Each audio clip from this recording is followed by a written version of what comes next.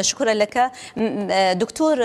هناك من يشير إلى الفصل 42 من الدستور ويقول أن هذا الفصل يشير إلى التحكيم بين المؤسسات وليس بين الأحزاب. أنتم ما قولكم في هذا؟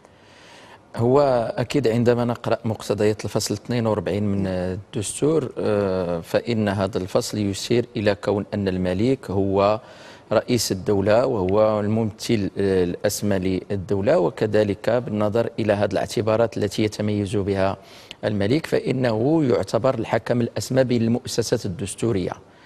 وبالتالي التساؤل الذي يطرح: هل الوضعية الحالية تتوفر فيها الشروط التي يمكن من خلالها أن يتم اللجوء إلى تحكيم ملكي؟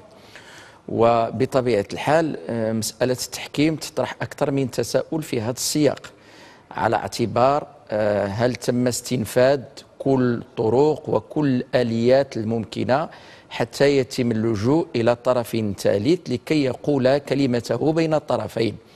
وأكيد عندما نقرأ البلاغات ونقرأ البيانات نجد بأن هناك مسارين: هناك مسار سياسي وهناك مسار قانوني دستوري.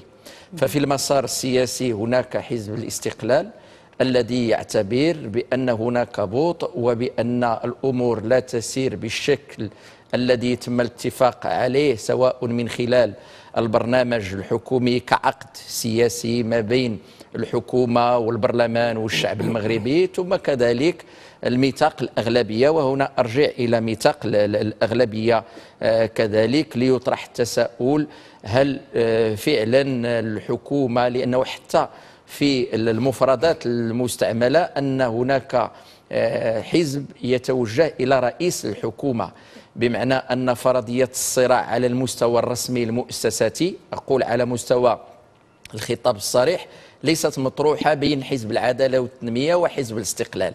إذن الأمور تطرح ما بين حزب وبين رئيس حكومة. وأكيد بأن الوثيقة الدستورية تتوفر على مجموعة من الآليات التي يمكن تفعيلها في هذا الباب.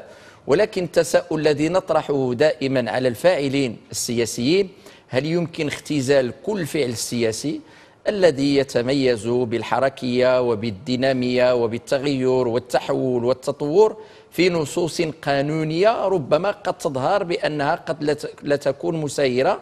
وهذا يطرح في جانب قدرة الفاعلين السياسيين على إنتاج عناصر أخرى خارج الوثيقة الدستورية، وتتمثل في الممارسة السياسية، وتتمثل كذلك في أعراف دستورية، وكذلك حتى في هذا الباب يمكن أن يكون هناك دور للقضاء الدستوري في تتبع ومتابعة ورعاية العملية السياسية. وهذا ما نصطلح عليه بالمجمع الدستوري، ان بلوك كونستيتيسيونيل.